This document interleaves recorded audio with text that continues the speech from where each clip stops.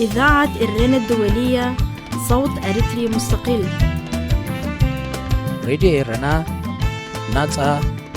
دمص إرتراويان ثلاثة إرتراويان منسيات بسنك إمنتهم نعسران حموشن عمتات تأثيرهم كم زلو تقليصو. إثيوبيا مملأ مايديغا تحدثو بجبس نزغرب إمامتات نتيجاتو. أبتكالات ندادي سعود عرب استفدت متكعتي أبتزوبا نزصن حوطري أقاديدو. أرستات زينات سمعت أنحكم كبرات سمعتنا زرزرات يغتصل. كاب شحن شعات 294 ناتحيزهم سلسة إرتراويان بسنك إمنتهم نعسران حموشن عمزات أما أسرت خمزلو تتابغتي هايمانوتاو قدات قليتهم.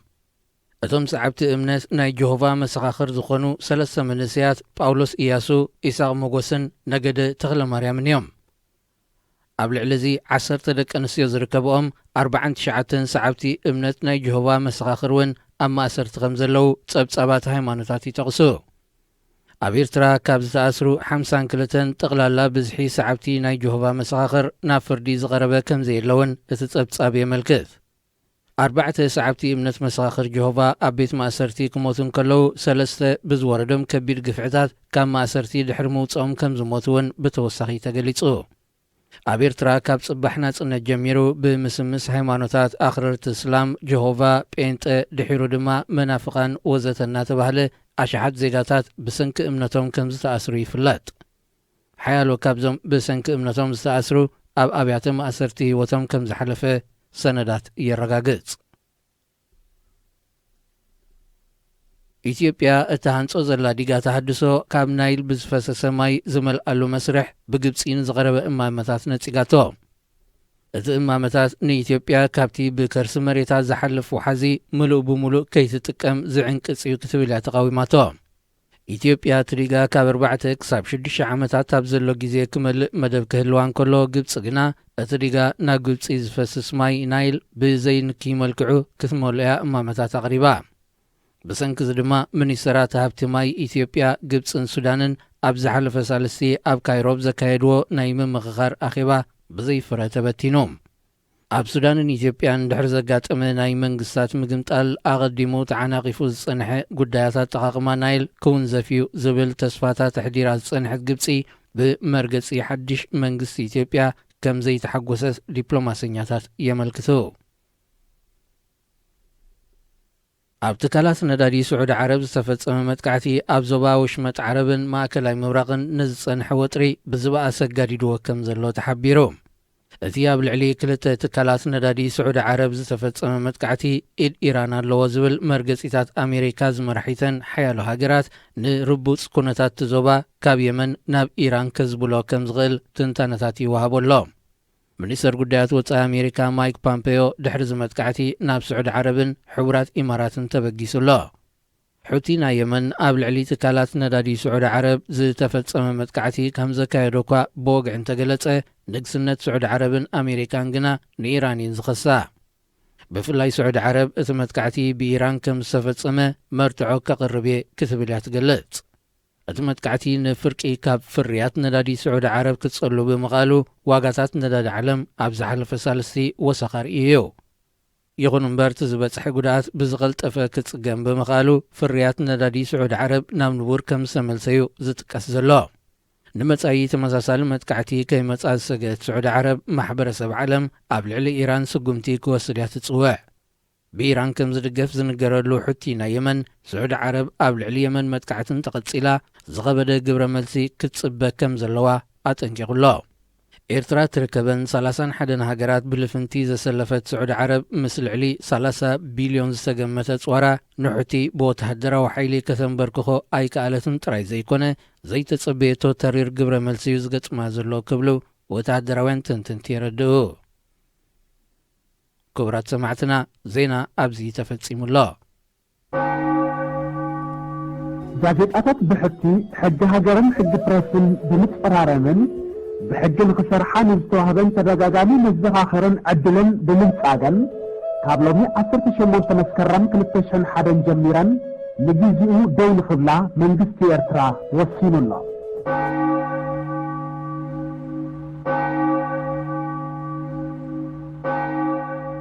كبرات سمعتي راديرنا خميك أنكم لومي باقاتامي إذا عسرت شمنت مسكرم قدم عسرت شمنت عمتات أبلع لي إرتراويان زيغاتات ጋዜጠኛታት ጸሐፍቲ ነጻ ፕረስ ከምኡን ሰበስልጣን ዝተገብረ ዓፈና እንዝክረሉ ቅነዩ ትማሊኢ ነይሩ 18 መስከረም ኣብ ናይሎም መደበይ ንዑ ዝምልከት እዩ ዘለኒ ንድሕሪ 39 ዓመታት ክመልሰኩም እየ ሓባር ተዘክሮ ዘለና ተጋዳሊት ህይወት ገረዝጊሄር ተስፋልደት ዓዲምያ ኣለኹ ህይወት ኣለኹ ዶ መስመር ኣለኹ ናብ መጀመርታ 1980 ዓመተ ምህረት ናብ ግልዕ ክመልሰኪ ትዝክሪ ዲኹ ቁሩብ ዋላ ከምዝናተይ ምርሳዕ ጀሚርኪ ذكر خوني تذكري خي دحت أم ذكر نفعتي أمثلني دعي كم قدمت تليه يغني لي هيوت نمقلل جبر ملسخي بشم سمعت راديرنا أتصبي أخمس جنك كدلي اسك قدمي قد هيوت من يوم مجمريا أنا تجادلت هيوت قبل بزابير تسفلدت بحال أبس مرات ولدي اسمه عبي 7 شعات المودعته نميدا وتي مالتي بلغات تعليم دما اب حيلتات تمدي برجيت سلاسان حدن سقع مودعته ناي ناتنت دما اب توقع شراوتي نيره اد سدست قلعتي بعل بيتي سويو تجادلاي كودم صحي بره بحال اجدما كم سبي نفس الجسامريه أبنرو يالله مالك أنا نسخن تراخبنا الله شحن شعت 180 عم جنبرتا ورحي نايشحن شعت 180 أب قلعنا تراخيبنا قلع دبها الوطن ناي سحل ما كان يحكمنا نهزواق مرنا حكمنا هنمهرينا تراخيبنا أبزانا يلومي زرخبتنا عند قداي توم شعون مهارد نبرنا حكمنا هنمهارد مزانا خكاب أحدنا مسانا تمهراي زنبره في السهاية يوهانس جسوايو سهاية يوهانس مسانا تمهيروت رايدي كونخا بحماق يوديوا تا تمرت مودة تا وانتا حكمنا تمهرنا يعني أستاذ رستور حدينا تسانيحنا اسكا حجي نحنا أنا نسخن بهيوتا لنا تخالا نقرب فتينا نيرا محجوين قربنا تخنطات كغلطة مسمون واحد زيت زرزرات رسيعناينا قن جشوا حدا خبطو مابتا حكمنا هنمهار مستأكمنا مسانا زنبرين عنا هانا يبهلو جروبيلو مرحنا نيرو ناي دراما قال جروب أقيمو نيرو بطابية تمرتي أبعي تصبي ديفولت أو ذكره قن أبتي زنبري تمرتي أمونغو شدش معالتي مقبلنا ون مسرح تقاريسو روز راينا بلعنا شدش معالتي أخيبا غيرنا نويح أخيباتات أتقندي أبتي ناي زنبرنا شدش معالتي أخيبا قداي كوينو زوصخة جشواي انتاي نيروس كده نسمعتنا نقرم جسفا سيوهانس جسوا شعو زقات أموس انتايو نسمعتنا نقرلنا تسهية يوهانس جسوا أقدر لا تحيز في ذكر حول الخقوة بتعب حماع تسمع عني زلا كل شيء حماع تسمع عني جسوا خاب تيوم مسايك مهارز موسو خاب برقيتنا حادئيو أقاطع مقوينو تم شعود مسانا دارقا مبزحتهم كمان تسويين لا تذكرين كي بعض ودبر بعل نقاسي بعل التبرهان وزنت رشايدا حروق تسوانكيل زيهم تسويين كلها حروق تسوانكيل حفت مسيت تسوانكيل معناتنا هنا ناي حروق دحن بحدا معتي بزد مشيت تزل على يكونن كما عينت قال نستيت خن بنبرت بالها برطعيقه قراصنتا كل ነገር አخري اخلو حروق ناتا رأسو زخال أرستي جيري خزارة بلا زدل مالتي صبا اللهي أنون مدى أستين دي نيرات حدوان قرب تنكفا بليوتي ناتا حيلي برتاعي بخن ملو سينا لومي بجسوانا تقرى في السهاية يوهانس جسوا قبطم بصنهيو أفتي جزيتي تماريسي خري أخلو خوني جسوا مالت شعوقا اللي تمرت مستراخبنا قدميو أبت برقيد 30 حدن كلهم تفالط نيركم جسوا برقيد 30 حدن كلنا تي بطولنا ببينس لازم نبرت فلتتنا بزح يكونه عزيز فلتتنا تعرارنا تتفادتنا نقن أفتي حكمنا احنا مهار مسكناينا كم سنة فادتنا كم بقى هادو قنا بطولني نسو بطولني سدستي أنا بطولنا خلتينا نيرنا هو أتي دحر قن كريو خلق ولا أتي حكمنا تحت يكون ولا أتى أحد جسوا 5 تريري مال حيالي تعصفا يكونن بليحيو مستوعاليو أب قلع دحر ريخينا يقلع كان مساعتها زرخبتنا خري دحر تذكري خينكي أب تمك نفيعيو أب زخون نجار تعزوتو حياليو عشيش كعايبلينيو مغنياتو نزخونة زرز نبرة قلتات الجخري أخلقو أبت جزيتي نزحجي زين تمر أقدر لحم عكايداتات أبتشعو جزيات حيزو تأرز قبو مجدي خفتن نايب حق خطب كم زي بقول زحمة طبيعة الزارب النبرة سبيني رم بعد حجي أبت جزيت نبع على جسوار الزارب ومزنبرة أبتم تمهرة أنا نحنا بزح أجمع يبلنا كل ما هالقعنا خيرنا أبت قلعجن أبت حكمنا قلقلة أجمعت زناي حلفتات نير حلفت خويهم سي أتليست قربتي أفتناي منا وبرا عينك نتوم تقعد نتوم أقول نور عبالات تزيد من نجار نيريو تمتأثر في أقول حج كني جري مستر عبالاتنا حكمنا تأساسيرو بعد دستاجنا تذكر شعور في أخيباتك تقولون حكمنا أي طرف مالك تم عبالات بينهم إحنا تم هروح بيننا إن أخيبا جيرنا تذكر تقين حج أبو الرئيس نبرة قلتاتن أو وش تم هرو أباناول الرئيس نبرة وخون يقولون اللي يزار نيرو جسوات لمن تاي كم دي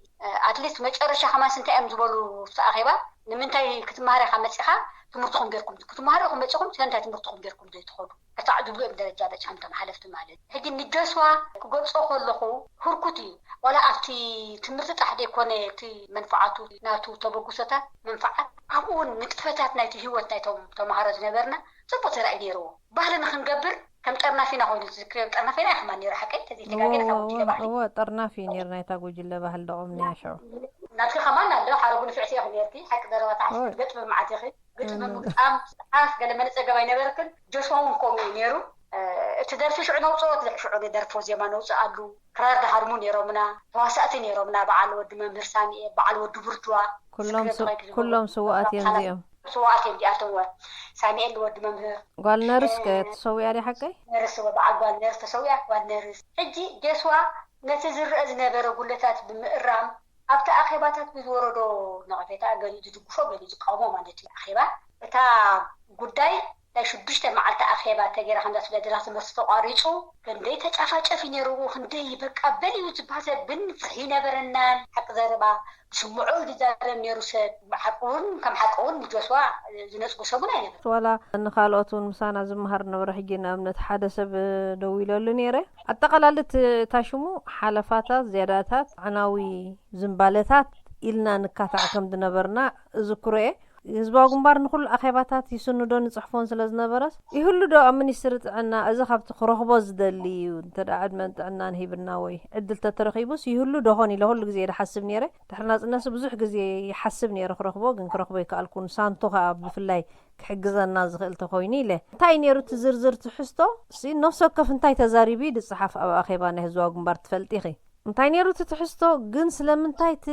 كل ما صعتنا جسوا نزي توسن اواني تقصيو ذكريات تخنكشو كل سب قال يوم ناي ورحي قال يوم ناي كلتا ورحي قال يوم قال تقصيعهم بتزغبرو انصار مرحتي زعلم من قصاصي خونيل كبوليتيكا اجندا لوم دبل عبخ من قصاص ترى نقفيتا زنبرس ناب عبي من بوليتيكا من قصاصي دبل ترغومي توهيبو بتم حلفتي جن سلمنتاي جسوا تارجت كوينو شعوسي انتاي تذكري ولا احدكم مسكده قصاع كو ايتباهيلو او مصعت جميروس اب احدو مسكده خمان قصلت مصعت كو ايتوسينو وجسوا سلاز نقفيتا زنقفه انصار حلفاتات انصار بالشونا ابتو دبدر قلاقل دنبره سلاز تزاربه حقت بالله انا حجو ذكر خلكم سنمتاينا في السماعه الاخيره غيرنا يدبر ግን جسوا حجو خلكم قدمنا يحسن نير اقوم يدبلاني كلمه يحسن نير كلنا عقمنا ينبرنا نفتو جيزيتي يدبلاني نعبنا أوز قبز نبر مسانا نستحلفت نيرا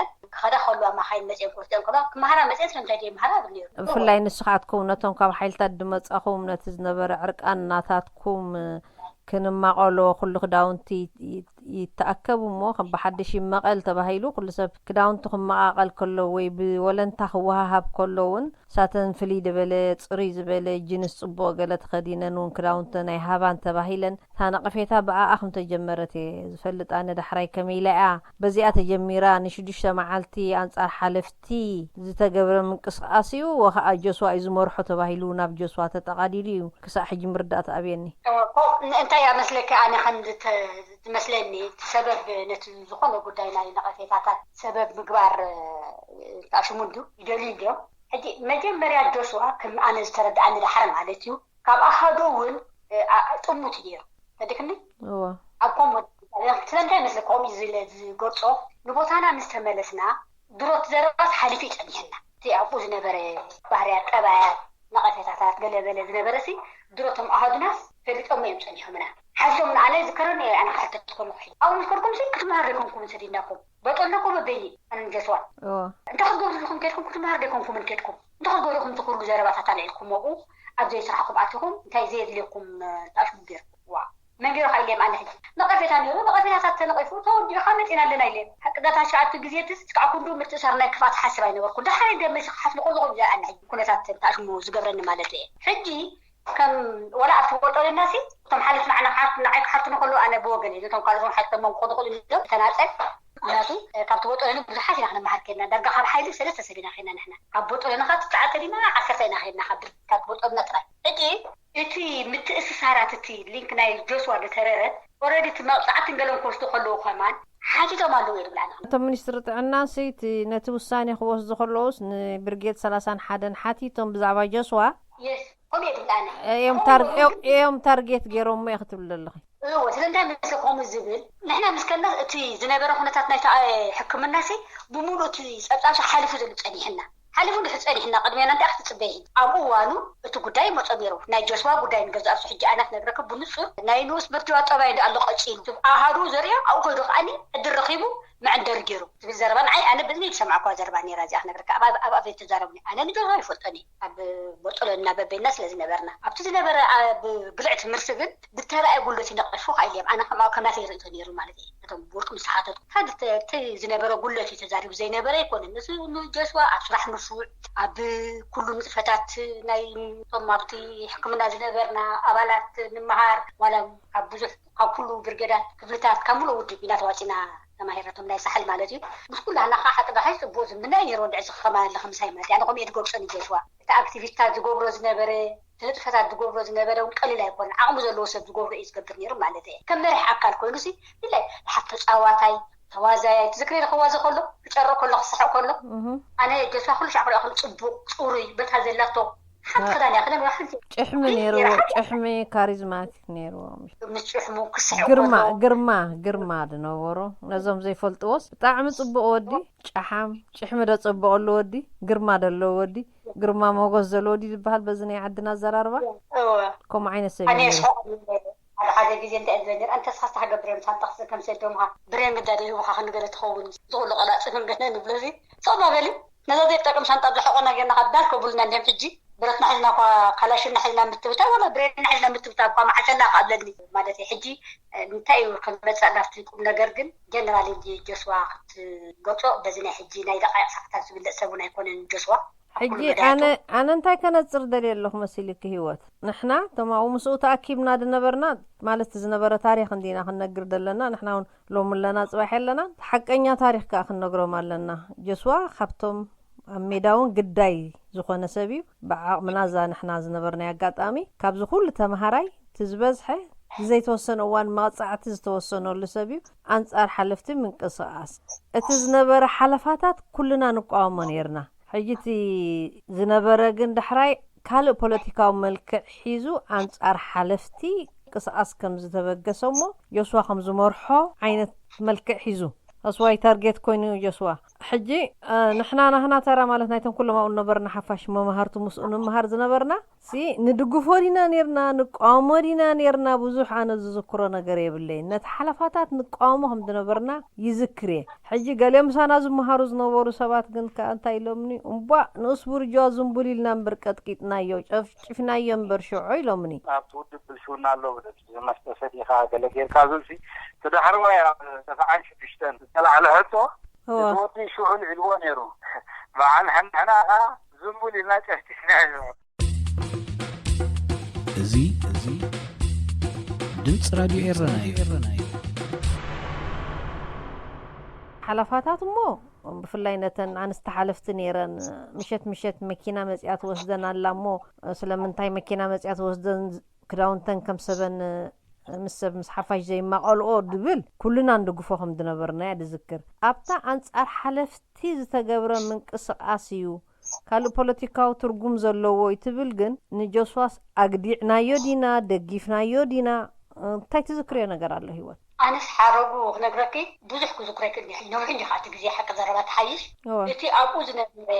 أخيباتات عب منتين نرأي أنا خلص معنا مسلتي. نحن خلنا مهارنا مسينا. هم نعيد أراد أفت جزية سنة أفت أخيبات نقرأكي. لما هذا مثلا سبب أفتي نابانا حتى أنتم مهارو يكون في نجس وزارة ضربات زنبرة. مرتأثر نيرقائي اللقاء. مش بعد استجنت كل كلهم. كشيء كان بري مش بعد استجنت ناي أبى حكمنا ناي قل كانت عذران حد زنبرة. مش ساتكلك عقومي إن زارة بانيرة. تني حالفتني قل من إن زارة بانيرة. من ساتاتن ستحمل يركع. مش أنت الرخم يركع. بغميت رحكام ساتاتن. قولي سن مرمراني بأخذ حجة تريح الله. هو تي بزعبة ما مهرتنا استبقس حتى بزعة مسانا زمهرات نبرا حلفاتات أنا استحلفت خوين أنا مرحت برجيد وي أدعب درقوة زنبرا موني مزيم زوس دوان حلفاتات زرخبا زنبرا استبقسس دحراي مسني أبالات حكمنا متأثر هليكا أنصار حلفتي دبل ترقمي توهيبو هو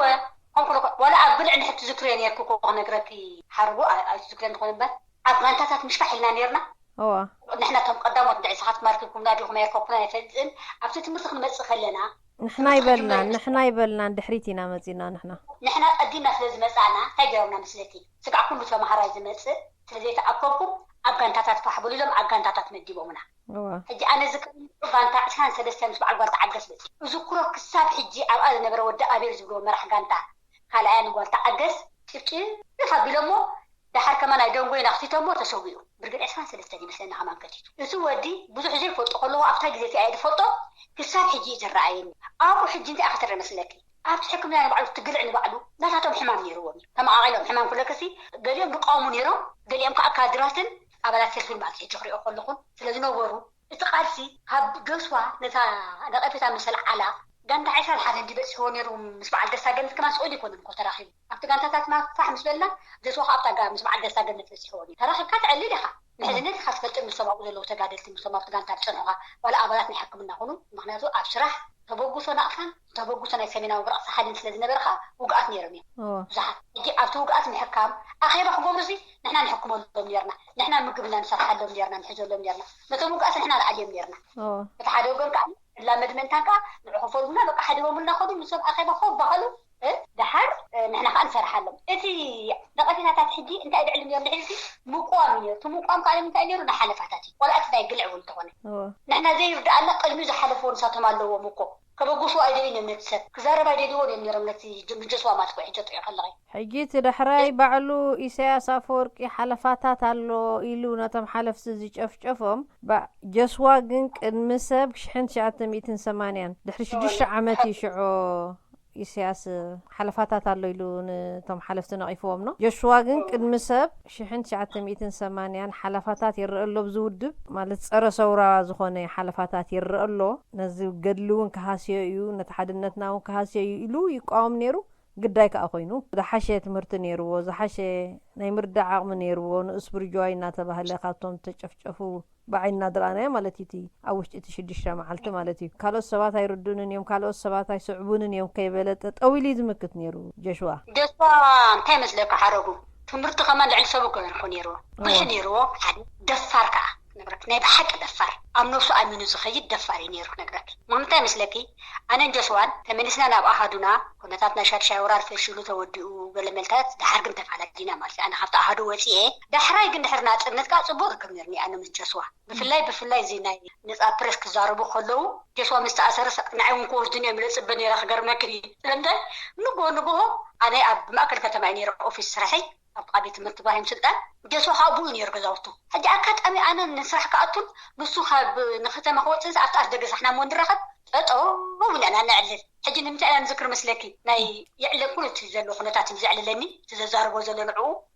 فأنا زي فوتو عشان نقول أبغى كنا نعلل نزعل أنا نعلل الحري جسوا يقولوا بيتك سعني كتفو أخيا مولا نيره سنتي بزقون نيره أبغى عندنا برنايو التحساسات دحر خندي عملنا حاجة دحرنا تنتنا بخدنا رينا كم عين السباتنا تغيرنا أنا نجزء سي تي دحراي جزء كلنا مالتي جزء وسخنا فما كنا ندحت مخيدو فلتتنا ونبوء متن دا بلس دا مسألة شيء دا عبي ببهرون نعرف أنا قبلني عصافي لا يكون كتشفلق عيدلني كتقط عيدلني كم عيد رئيسي نيرنا ዳርጋናት ናይ ጆስዋ ጠባይ እንዳመፃና እውን መፂና ኢና ድሕር ማለት እየ ሕጂ ጆስዋ እቲ ንሱ ዝዛረቦ ዝነበረ ወይ እቲ ንሱ ዝብሎ ዝነበረስ ሽዑ ኮነን ጀሚሮ ዝኽእሰር ኮሎ ንኽብል ደልየ ቀደም ጀሚሮ ካብ መጀመርታት ንሕና ከይተረዳእና ዘርድኦ ዝነበረ ሰብ ቡየ ከዓ ጆስዋስ ድሙና እዩ ዝሓስብ ነይሩ ዝበልኩ ኩሉ ግን ነፍሰ ተኣማንነት ነይሩ ደፋር ድንብርፅ እዩ ኣነ ከምኡ ይርገፁ ዋላ እዚ ቅድሚ ኣብቲ ናይ ዝተኣሰረሉ ግዜ እውን ኩሉ ይፈርሕ ሓታ ጆስዋ ክሕዙ ከዓ ምዛ ናይ ግልዕ ተኣሳሲሮም እዩ ከዓ ድብሎ ስኻሰል ክግልዕ ክትብሉ ገለመለብለኒ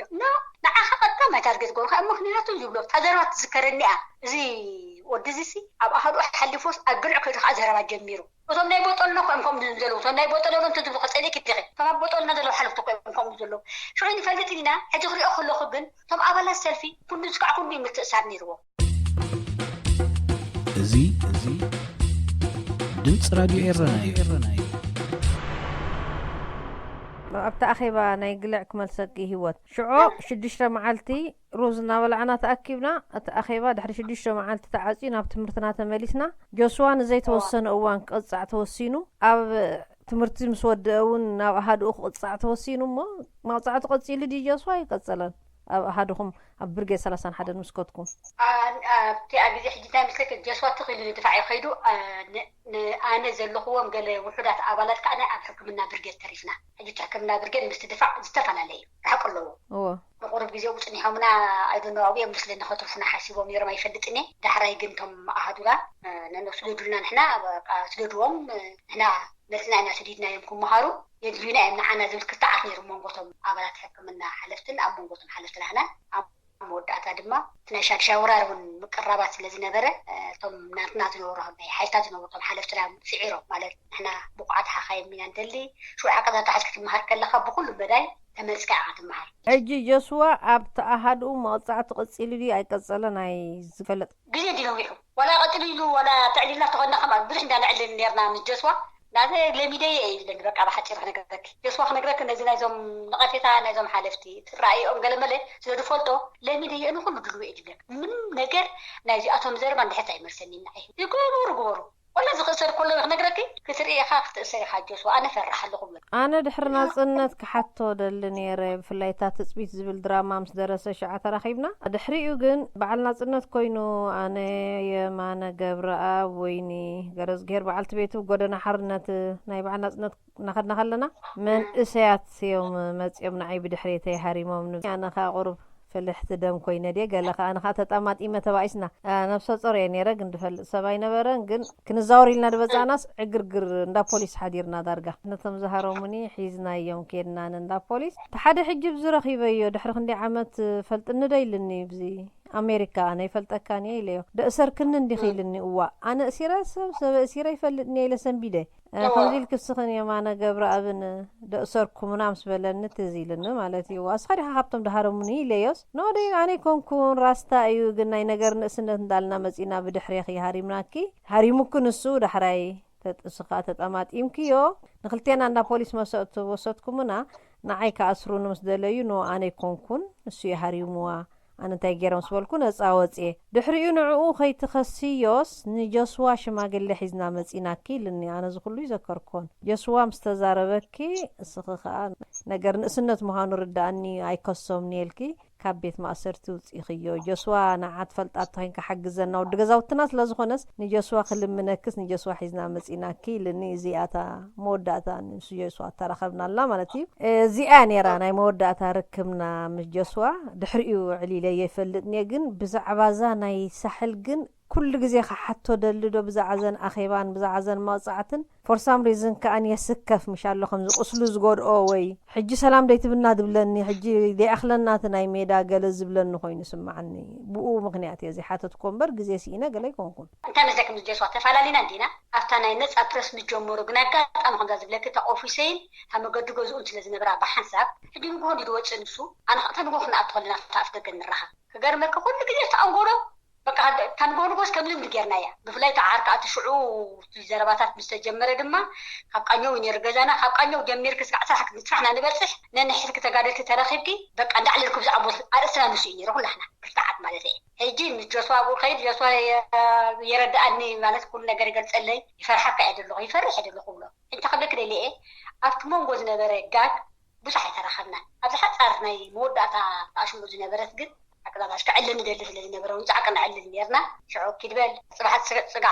صباح نرخب زي ما شو مخص له ده خعنا راكم يوم تعلن يركم جسوا تباهي لندوركم نسعى مالتي تسعى مودي جسوا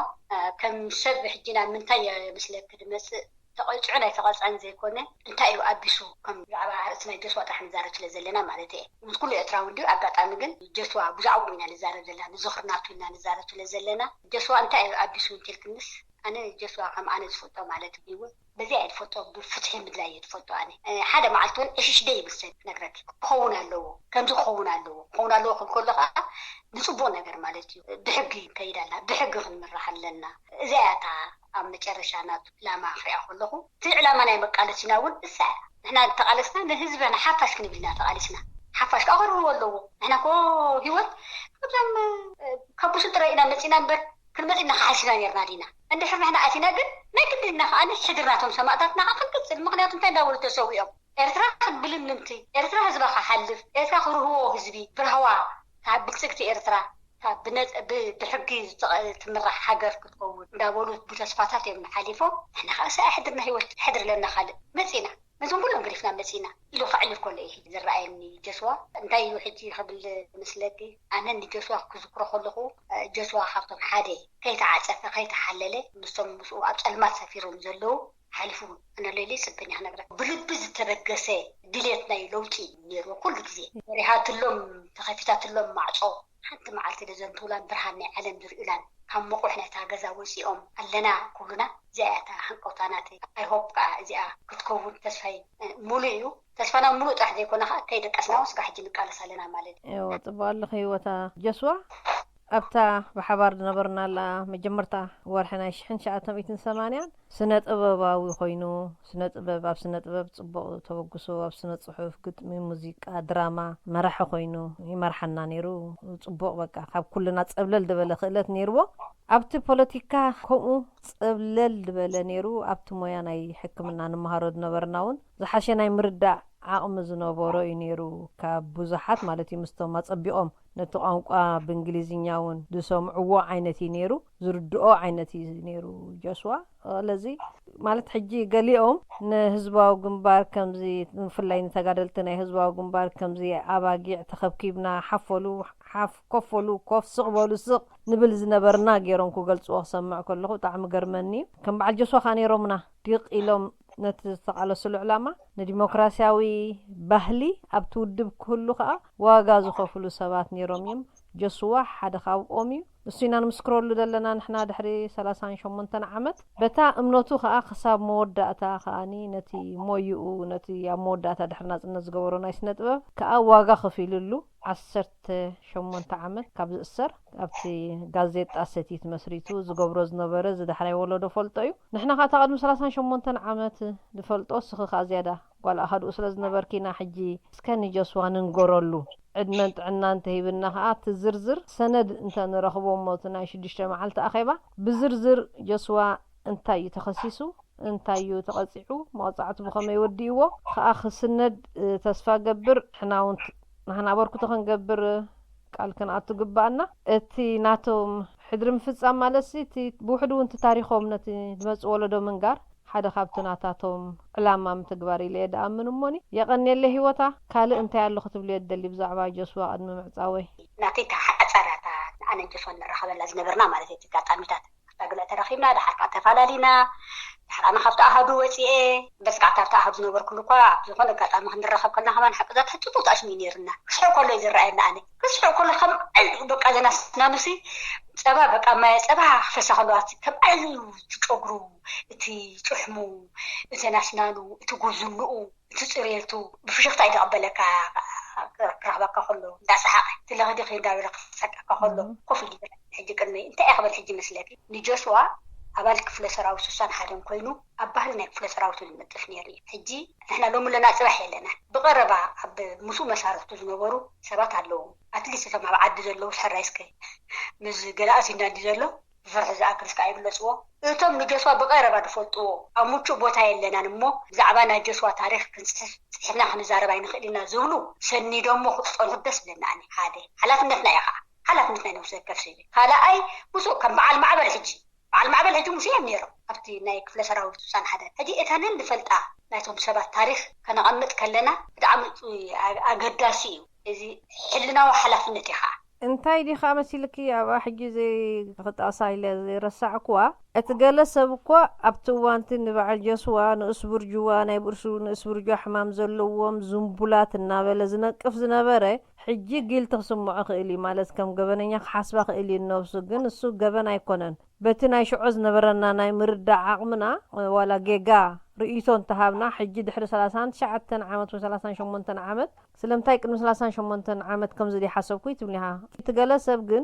ክዛረበሉ ዘይደልውን ኣሎ ሽዑ ጉጉይ መርገጽ እንድሕር ወሲዱ ሕጂ ግን እዚ ከዓ መሰረቱ ጌጋ የድብል ኣነ ሕጂ ተመክሮና ገምጊምና ተሓቅነት ዝመጽ ወለዶ ክነግሩ ኣለና ከም ዝንሓስብ ነርና ከምዚ ዓይነት ድንቁርና ነርና ወይ ከምዚ ዓይነት ሕጽረት ናይ ሓበሬታ ነርና ሕጂ ግን ከምዚ እዩ ኣብዚ እዋን ዝኾይና ክንሪኦ ከለና ከምዚ ክኸውን ነይሩ ኢልና ክንሓስብ ንኽእልና ዝኾነ ነገር ምስ መድረኹ እዩ ዝምዘን ሕጂ ብዙሓት ሰባት ከምኡ ሪአሎም ኣነ ሽዑ ጌጋ መርገጽ ስለ ዝነበሮም ሕጂ ክልተ ግዜ ምዝራብ ዝመስሎም ወይ ምኽዳዕ ዝመስሎም ኣለው ሕጂ እሱ እዩ ገሊኦም ንስ ቡርጅዋ ኢሎም ወይ ዙምቡል ኢሎም ንጀስዋ ዝነቕፎ ዝነበሩ ሕጂ ጀስዋ ቁኑዕ ነይሩ ክብሉ ዘይደልዩ ኣለው ፈልጥ ያነ ሕጂ እዚኣ ከዓ ክንሰግራ ክንክእል ኣለና እዚ ነይሩት መድረኽ እዚ ነይሩት ተሓሳስባ ሕጂ ግን እዚ ትገምጋም ክንብል ክንክእል ኣለና ኩሉ ሰብ ተመክሩና ገምገመ ዝነብር ምናልባት እዚ ሕጂ ንዛረቦ ዘለና ከማን ድሕሪ ገለ እዋን ዕድመን ተሂብና ጌጋውን ክኸውን ክእል እንድዩ ስለዚ እዚኦም ክንሰግራ ኣለና ቶም ኩልና ብፍላይቶም ነቲ ከምዚ ዓይነት ፍጻሜታት ንፈልጥ ሰባት ፍላይ ኣብቲ ገድሊ ዝነበረ ካብ ክዛረብሉ ደይ ክዛረብሉ ዝመርጽሉ ምክንያት ብዙሓት ሓደ ዚ ምክንያት ዝሎ እዚኣ ኻ ንስገራ በዛ ኣጋጣሚ ስለዚ ኣነ ተወከስኮም ሰባት እውን ኣለው ሕጂ ሽዑ ዝምቡል ትብልዎ ነርኩም ሕጂ ቁኑዕ ትብልዎ ኢሎም ድካትዑኻ ወሞ ሕጂ ንገምግሞ ተመክሮና እንታይና ጌርና እንታይና ተጋጊና ንሕና ውፅኢት ናይቲ ሽዑ ጌጋታት ኢና ንሕና ጥራይ ደይኮናስ ኩሉ ሕብረተሰብ ኤርትራውን ስለዚ ተመክሮ መገምገም እውን ከም ሓደ ኣጋጣሚ ክንጥቀመሉ ንኽእል ኢና እሞ ይቐኒየለ ሂወት ማዕረይ ክውድዶ ደስ ብለኒ ብኣጋጣሚ ኣዘኪርኪ ከምዚ ክትዛረብ ንምኽኣልኪ ካብቶም ሓርበኛታት ድሰት ወብፃይ ኩሉ ሻዕ ከዓ ዝዝክሮ ምስቶም ተኣሲሮም ዘለዉ ብጦትና ከዓ መብዛሕትኦም ብኣካል ዝፈልጦም በዓል ዕቑበ ብርሃ በዓል ብርሃነ ገብረእግዚአብሔር በዓል እስጢፋኖስ ስዩም ኩሎም ቶም ተኣሲሮም ዘለዉ በዓል ጴጥሮስ ሰሎሞን ብገለ ኣጋጣሚታት ናይ ስራሕቲ ከባቢ ስለዝነበሩ ብፍላይ ድሕሪ ናጽነት ማለት እየ ከም ናጽነት ዘይኮን ድሕሪ ናጽነት ይፈጠሙ መብዛሕትኦም ብኣካል ማለት እየ ብኣካል ተቐራሪብካ በዓል ድርዕ ኩሎም ኮቲ በዓል እስቴር በዓል ሰናይት በዓል ምርያም ሕጂ ኩሉ ግዜ ናታቶም ትዝታታት ይመጽልካ እዩ ኣይትድቅስኒ ኢኻ ብሕልናይ እውን ኣነ ዝድቅስ ሰብ ኣይኮንኩን ክነግረካ ሓርብ ናይ ብሓቂ ብዘይ ቀንዓለን ሓደ ግዜ ምስ ነፍሰይ የድዛረብ ኣብ ምንታይ ክርስቶዕ ባሕድ ዝጎድፈለኒ ምሽብል ግን ይኸይድ ኣብ መገዲ ብዛዕባኦም ትመጽእ ብዛዕባኦም ክድቅስ ብዛዕባኦም ክትበልዕ ብዛዕባኦም ሓደ ግዜ እንታይ ከም ዝትፈልጥ ኣነ እንታይ ገብር ያቲ ከመይ እዮም ደቂሶም ዘለዉ ዞም ዝሓለፉ ጀጋኑ ኣይሪእዎ ኣይሰምዑ ብል ምክንያቱ ኣብ ስቃይና ዘ ከምኡ ትመርፀሉ እዋን ብዙሕ እየ ጥቡቅ ኣለኹ ጀስዋ ምዝካርና ሂወት ናይ ንጹሃታይ ዝጠፍእን እንድያ ብሓቂ እውን ሓቂ ዘረባ ተሓይሽ ሞጎስ ፍላይ ነዚኣቶም እንዳዘከሩ ቃልስና ነቐልጭል ዝብሉ ኤርትራውያን ወዶም ጓሎም ዝዓብየ ዝነኣሰ ሰብ ሕልና እየ ድብሎም ኣነ ዝያዳ ክንብርታዕ ኣለና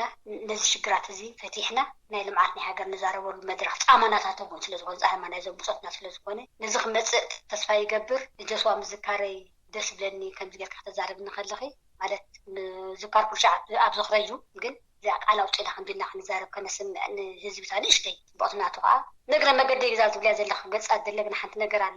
ኣብቲ ግዜ ከይተረፈስ ከዓ ዝቆርብ ግዜ ግልንስ ውዱ እሞ ነይሩ ዝብል ኣተሓሳስባና ሕጂ ሓረጉታይ ከመግደል የመስለኪ ገሊ ሰብ ምስ ፀመመ ዝፀመም ኣሎ ዘይምዕብል ሰብ ኣለኩ ናይ ብሓቂ ኣነ ኹም የድሎ ነቲ ይኽሰብ ኣነ መስለኪ ኣብ እዋኑ ኩላና ነቅፍ ነርና ኮይና ንረብሓና ይትውድ መሲልና ነቕፎም ንጭፍጭፍ ዘብሎም ፆትና ክንደይ ነይረ ብየም ንጨፋጨፍ ንጭፍጭፉና ንጭፍጭፎም ንነቓቐፍ ምብርሃል ሕጂ ግን ከምዚ ስለ ዝነበረ ብዙዋታት እዮም ነይሮም እዚኦም ሰውራ ከም ዝገብርዎ ነይሮም ክትዋይፅና ናይ ብሓቂ ብግብሪ ስጋዕ ናጽነት ናይ ሃገር ዘውሓሰ ስጋዕዛ መወዳእታ ቤት ማእሰርቲ ዝኣተወ ከዓ ከም ሃገራዊ ጀስዋ ክነግረኪ ዝነበሮ ዓቕምን ዝተዓባቢውን ከተማ ስለ ዝኾነ ንደገ ወፂኡ ድላይ ሂወቱ ክመርሑን ዕድል ነይርዎ እየ ክነግረኪ ሓረጉ ዕድል ነይርዎ ኣበደን ይግድብለካ ነዚኣ ኣበደን ኣብዚኣ ዳ ይድብል ከማ ነይሩ እቲ ንስ ቡርጅዋ ነይሩ ገለ ዘይኮነ እዚ ሰብ እዚ ስጋዕ ናጽነት መፅእ ግቡእ እንዳፈፀመ ሃገራዊ ሒሱ ስጋዕዛ ዝእሰረላ ግዜ ከዓ መልሓሱ ወይ ከዓ ሕልኑ ከይዕረበ كتقولوا تستقامي مالتي دي صلال عشنتي مبر نتود من اسبرجانا مرحوس كالوت قرب فيدل قصيرون وي هاي سكول بس حميلكا نسبرجوالكا ختنقف معلن وعلو كخبز عب عشنتي يلنغن كومينيرو بحر نايت ودب اندحر مهايم طراي زلو احد خوينا ولا حمشا شرشا كفل بصحنا نسبرجان بحالو لغزيو نيرونو حجس كغمغم طراي دلو بخفت لبي غمغيمكا خاني صبقون حماقن كيفلنا بمولو خمي كم دنبرت تمكرو خمتز نبرو كنسغاغرو نقول سبك لابودل بዛ አጋጣሚ የቀነለ ህይወት እዚ ድምጽ ራዲዮ ኤረናይ معسر شمونت عمتات مسكال اوت صحفتن ጋዜጠኛታትን ሰበስልጣን መንግስት ኤርትራ ነበርን ካብዝ እስር ደሃይ ዘይብሉ ስነጥባዊ ጋዜጠኛ ደራሲ በዓብይኻ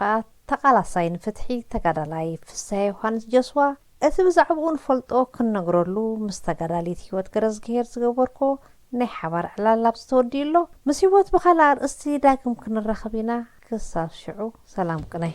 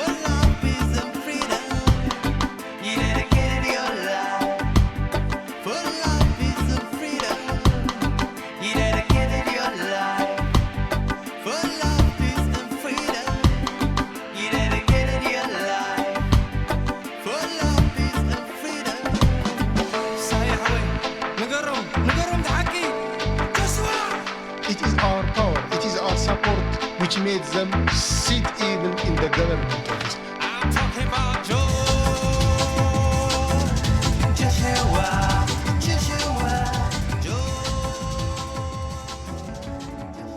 ህዝቢ ኤርትራ ዳርጋን 3 ዓመታት ዝተማየጠሉ ኮንስቲቱሽን ቅዋም ከተግብሮ ኣብ ዝቀራረበሉ ዝነበረ እዋን እዚ ውግእ ስለ ዝመጾ ተቋሪጹሎ እንተደኣ እዚ ናይ ዓቃብ ሰላም ሰራዊት ከኣቱ ኽኢሉ ግን ሕሳብና ክንገብር ኣለና ህዝቢ እንታይ ዝደሊ ዘሎ ይመስለኒ قوامنا بمسرت قوامنا زدل مقررابات غيرنا هذا قواماو منغستي قواماو بايتو حزب زمرصو بايتو قلطيفنا خنغبر علنا نذا حدش مدرخ زغطم كله ادلاي نغرات خنغبر علنا زبل زلو خويني سمعني زهزبي نرسنا كابتن زغدسنا سلازخونه ناي بوليتيكاو بوزحنت ناي استفلاله الرأياتات تصاورنت كله سلازلو ازي مدرخزي نابو زمرحنا قونا لو سلازي ኤርትራውያን ሀገራውያን በሀገራዊ አተሐሳስባን ፕሮግራማትን ዝኸዱ ዝዋስኡሉ መድረኽ ክኽፈት ኣለዎ እዚ ለብዋ ናይ ህዝቢ ኮይኑ ይስማዕኒ ናይ 10 ዓመታት ናይ ውሽጣዊ ኩነታትና ብግቡእ ተገምጊሙ ነታ قواماويت منغستي تمص درجك ካብ ህዝቢ ተመሪጻ ትመጽ መንግስቲ ንዓኣ ሓደ ጽቡቕ ነገር ምእንቲ ከነውርሳ እዚ 10 ዓመት ተገምጊሙ ጽቡቕን አሉታውን መዳያቱ ተፈሊጡ ነቲ ጽቡቕ መዳያት ክንኩስኩስ ነቲ አሉታው መዳያት ድማ ክንአሊ ክንክእል ኣለና كمزز أمثلة عبي قدايات بينا زلوي مثلني إذا دما ناي منغست السراح تراي يكونن ناي ملو حزب السراح سلازي حسابنا خنقبر علينا أبز عالم زي نبيننا تنتقلنا خنبر سلازي نخيل عالم كما يتخيد نعالم كنا حقوس لنا تراي زي كونه نعانا زي تقمنا نقرات عالم كأتدليو نقرات انتاي فليتنا الزانقنا خنكي زلنا مخوانا استمهرنا يمثلني إذا حجي خلع لكم تنعكو بزعبانا كونستيتوشن نعانا بقندو سلزد لينا أكايدانا قمقمنا خنصفف سلزلنا بما سرطوين ديمقراسياويت إرترا نمهنا زلنا دليت زقددو سلزخونا إنا نقبر من رجعاتنا نعلم وين هذا أجد اسم الاختيار مخنياتو عالم لومي تعيتن زي تعيتن ديمقراساويتن زي ديمقراساويتن نعانا تور زيلنا قواماو منغستي بلان إرترا تبليا نحنا إرتراويان كومو سلازبولو مونعم كون حقوسي الناس يكوننا بقدمو ناتنا قداي ناتنا ورايت سلازخونه نزي توسنه غزي اخنا داناغيو سلازي بلنا ناي حزبي تساتفو ام محدارو ام منغستو كنرغاغت سلازلنا ناتنا قداي يو كنغبروينا بخومو بمغبارنا كن نعلم دما ملእኽቲ خنا محلال فلاينا እዚ ملእኽቲ እዚ ድማ ንምስልና ከም ዘመሓይሾ አይጠራጠር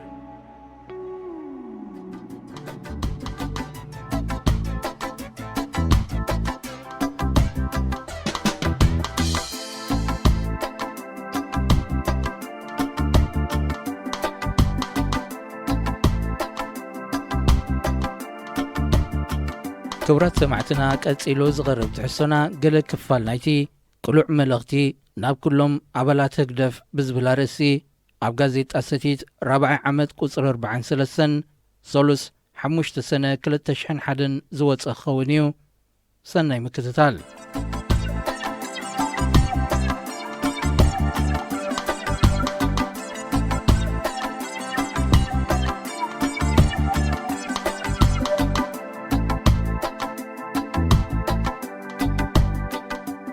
መእተዊ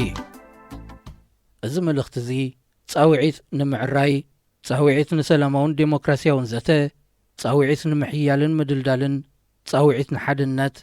ጻውዒት ንግዛኣተ ሕግን ስርዓተ ፍትሕን እዩ ብሰላማውን ሕጋውን መገድን ኣገባብን ስሩዕ ጊዜኡ ስለ ዝሕለፈን ተፈጢሩ ዘሎ ሽግር ንምፍታሕ ኣኼባን ዴሞክራሲያዊ ልዝብን እቲ ዝበለጸ መገዲ ስለ ዝኾነን ፕረዚደንት ኢሳያስ ኣፈወርቂ ከም ኣቦ ወንበር ማእከላይን ሃገራውን ባይቶታት ኣኼባታት ማእከላይን ሃገራውን ባይቶታት ክጽውዕ ፌርማና እምቢርና 2 ግዜ ሓቲትና ኣወንታዊ መልሲ ዘይረኸብና ሓለፍቲ ነዚ ቕልዑ መልእኽቲ ናብ ኩሎም ኣባላት ህግደፍ ክንሰድድ መሪፅና ኣሎና ንሕና መብዛሕትና ንልዕሊ 40 ዘመን ዝተጋደልና ብዙሓት ካባና ኣብ ዝተፈላለየ እዋን ኣብ ዝለዓለ ሓላፍነት ዝሰርሕና ሰውራ ኤርትራ ዝሓለፎ መሪር ተመክሮ ዝረኣናን ምስ ህዝብና ብሓባር ዝሰገርናን ሕጂ ኸኣ ኣባላት ማእከላይ ባይቶን ሓጋጊ ኣካል ህግደፍ ሃገራዊ ባይቶ ሓጋጊ ኣካል መንግስትን ኮይንና ንግንባርን መንግስትን ህዝብን ነገልግል ዘሎና ኢና ሃገርና ኩሉ ከም ዝፈልጦ ኣብ ቅልውላው ትርከብ እዚ ቅልውላው እዚ ካብ ናይ ግንባርን መንግስትን ድኽመት ካብ ናይ ጸላእ ወራርን ዝመጸ ቅልውላው እዩ ዕላማና ኸኣ ናይ ግንባርን መንግስትን ድኻማት ተፈዊሱ ህዝቢ ኣብ ኣገደስቲ ሃገራዊ ጉዳያት ንኽዝትን ኣብ ውሳኔ ንኽሳተፍን ኤርትራ ካብዚ ቅልውላው ንኽትወፅእ ብሰላማውን ሕጋውን መገዲ ዴሞክራሲያዊ ምስግጋር ናብ ሓቀኛ ቅዋማዊ ስርዓት ንኽረጋገጽ ንሓዋሩ ኸኣ ሰላም ዴሞክራስን ፍትሕን ራህዋን ዝሰፈና ርግእቲ ሃገር ንኽትከውን ውሕስነታት ምንጻፍ እዩ ኣብ ክውንነት ኤርትራ መስርሕ ዴሞክራሲያዊ ምስግጋርን ምትካል ዴሞክራሲያዊ ቅዋማዊ ስርዓትን ውሕስ ምእንቲ ክኸውን ምርግጋጽን ምድልዳልን ውሽጣዊ ዴሞክራሲያዊ ኣሰራርሓ ህግደፍ ወሳኒ እዩ መልእኽትናን ዕላማናን ከኣ እዚ ጥራሕን እዩ ምስ በለ እቲ ቁሉዕ መልእኽቲ ተመክሮ ህዝባዊ ግንባር ሓርነት ኤርትራ ካብ 1970 ኣትሒዙ ይገልጽ ቀጺሉ ንውሳኔታት ህዝባዊ ግንባር ሓርነት ኤርትራ ድሓር ህግደፍ ድሕሪ ናጽነት ቅድሚ ረፈረንደም ድሕሪ ረፈረንደም ብምባል ንኹሉ ዝነበሮ ዕላማታትን መደባትን ብዝርዝር ድሕሪ ምግላጽ ድሕሪ ዝኹሉ ውሳኔታት እንታይ ተገይሩ ኣብ ትሕቲ ዝብላ ርእስቲ ክሳብ ሕጂ ማእከላይ ባይቶ ንስርሑ ዘሳልጣ ኮሚቴታት የብሉን ውሽጣዊ ሕግታት ከኣ ኣይሓንጽጸን ስሩዕ ኣኼባታት ፈጻሚ ቤት ጽሕፈትን ኣብ ወርሒ ዝግባእ ማእከላይ ባይቶ ኣብ 4 ወርሒ ዝግባእ ኣይተኻየደን ናይ ፈጻሚ ቤት ጽሕፈት ካብ 1994 ክሳብ ዝዘለናዮ ግዜ 84 ምድብ ርክባት ክካየድ ዝነበሮ 11 ጥራሕ ተኻይዱ 73 ክካየዱ ዝነበሮም ኣኼባታት ኣይተገብሩን 86.9 ሚእታዊት ከይተኻየደ ተሪፉ ማለት እዩ ኣብ ውሽጢ ናይ ወያነ ናይ 3 ዓመታት ኩናት ማእከላይ ባይቶ ካብ ዝግባእ 9 ኣኼባታት 2 ግዜ ጥራይ ንሳተን ከኣ ኣብ 2000 ተኻይደን ኣብ መንጎ ኣኼባታት ፈጻሚ ቤት ጽሕፈትን ማእከላይ ባይቶን ንኹሉ ነገር ዝውስን ኣቦ ወንበር ስለ ዝኾነ በይኑ ገባርን ሓዳግን ኮይኑ ኣሉታዊ ሳዕቤኑ ኸኣ ኣብ ድኽመት መኸተና ንወራር ወያነ ተጋሂዱ ግሉጽነት ተሓታትነት ዴሞክራሲያዊ ሰራርሓን ኣሳታፊ መስርሕ ውሳኔን ተሪፎም ካብቶም ንሓርነታዊ ቃልስና ንምዕዋት ዝሓገዙ ረቑሒታት ግሉጽነት ተሓታትነትን ኣሳታፍነትን ኣገባብ ኣሰራርሓ በብቕሩብ እናተረፈ ኣብ ኣካይዳ ግንባርን መንግስትን ድኻማት እናገደዱ ኣብ ተነቀፍቲ እዋናት ከይተረፈውን ምግላል እናተረኣየ ብምኻዱ እምነት ናይ ህዝቢ ናብ ውድብ ናይ መሰረታትን ካድረታትን ውድብ ናብ መሪሕነት ናይ መሪሕነት ድማ ናብ ኣቦ ወንበር ተተናኺፉን ተጓዲሉን ብቕዋም ህግደፍ መሰረት ማእከላይ ቤት ጽሕፈት ህዝባዊ ግንባር ንዴሞክራስን ፍትሕን ምምሕዳራዊ ስራሓት ግንባር ዝከታተል ናጻ ህላወን ንጥፈታትን ግንባር ዝረጋግጽ ሓፈሻዊ ፖሊሲን መደባትን ካብ ማእከላይ ባይቶን ፈጻሚት ቤት ጽሕፈትን ዝቕበልን ብመገዲ ጸሓፊኡ ንዓኣቶም ተሓታትን ክኸውን ይግብኦ እንተኾነ ግን ካብ ምምሕዳራዊ ስራሓት ሓሊፉ ኣብ መንግስታዊ ስራሓት ኢሉ ብምእታውን ሓጋግን ፈጻምን ኣካላት ዘይወሰኖም ንትካላትን ትካላዊ ሰራርሓታትን ግንባርን መንግስትን ኣዳኺሙ ኣብ መወዳእታ ድማ ሓጋግን ፈጻምን ኣካላት ዘይወሰንዎን ዘይፈልጥዎን ሓደገኛ ጎስጓስ ንምክያድ ንሓድነትን ግንባርን ህዝብን ከምኡ ኸዓ ንድሕነት ሃገር ተፈታቲኑ ምክፋእን ምንሻውን እንተዘይኮይኑ ሃናጺ ንቐፌታን ርእሰ ንቐፌታን ኮነ ኣብ ጭቡጥ መደባትን መለክዒታትን ተመርኪስካ ኣብ እዋኑ ወግዓውን ኣፍራይን ገምጋምን ስለ ዘይግበር